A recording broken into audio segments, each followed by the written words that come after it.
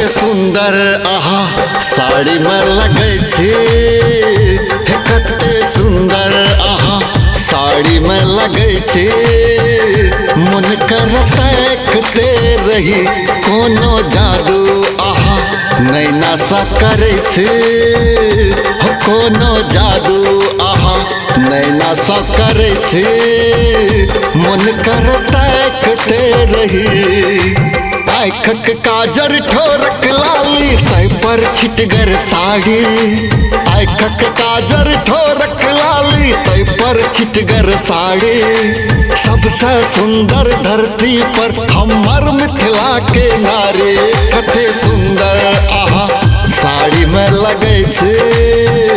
मन करता कते रहिए कोनो जादू आहा नैना सा करे छे। मन करता कते रही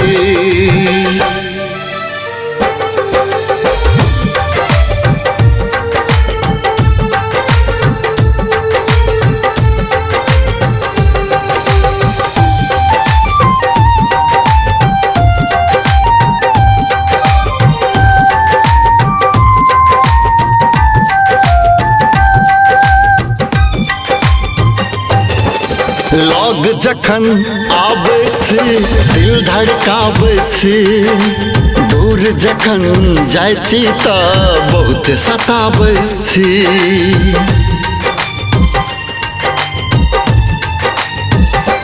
हो लोग जखन आबै छी दिल धड़काबै छी, दूर जखन जाइ छी तऽ बहुत सताबै छी।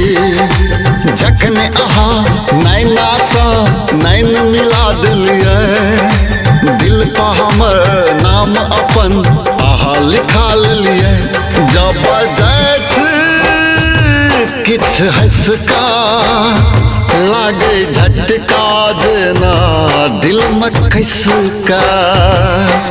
नीक लगे छी सजनी आहा प्राणों सा बेसी प्यारी, नीक लगे छी सजनी आहा प्राणों सा बेसी प्यारी।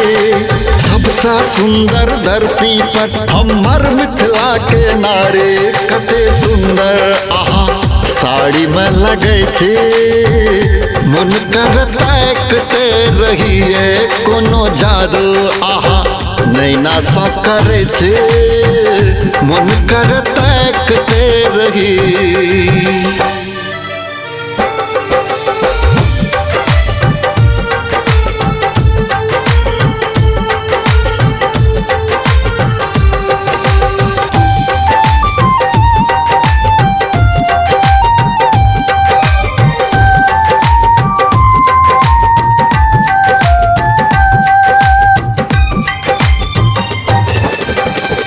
बिना एको क्षण आब न रह पेबै, संगे आहा के अपन जिंदगी बितेबै।